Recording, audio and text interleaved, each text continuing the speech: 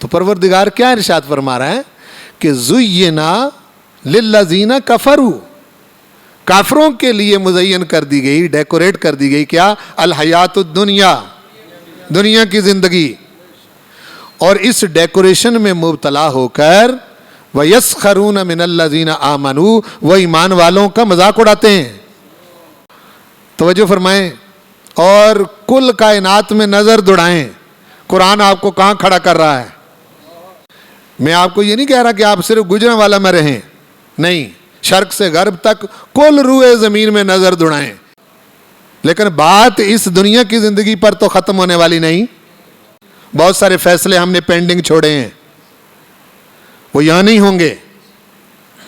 جب اس دنیا سے تم گزر جاؤ گے، وَالَّذِينَ اتَّقَوْا، وہ لوگ جنہوں نے تقوی اختیار کیا اور متقی بنے، فَوْقَهُمْ يَوْمَ الْقِيَامَةِ، وہ قیامت والے دن کافروں سے اوپر ہوں گے۔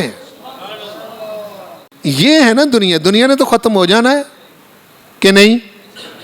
فرمایا وہ جو متقی ہیں، جو ہمارے ہیں، وہ لوگ جو ہمارے ہیں، ان سے مذاق بھی کیا گیا لیکن وہ ہم سے علیحدہ نہیں ہوئے، مذاق ان کا اڑایا گیا لیکن انہوں نے میری ذات پر یقین نہیں چھوڑا، وہ میرے بن کے رہے۔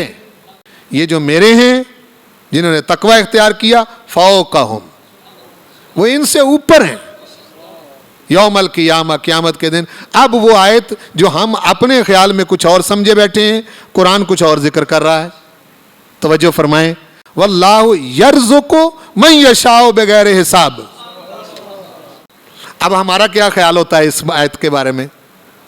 یعنی ہمارا یہ ہے کہ جو اس دنیا کے اندر لش پش چمک دمک جو کچھ نظر آ رہا ہے، یہ جو کھا پی رہے ہیں، موج کر رہے ہیں، اللہ ان کو بغیر حساب کے دے رہا ہے، تو یہ تو ذکر ہی نہیں ہو رہا یہاں۔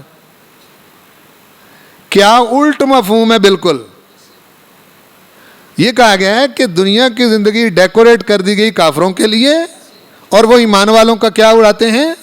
مذاق اڑاتے ہیں۔ جن کا مذاق اڑایا جائے یہ قیامت والے دن اوپر ہوں گے، اور یہاں فیصلہ فرما رہا ہے کہ اللہ بغیر حساب کے جس کو چاہتا ہے عطا کرتا ہے۔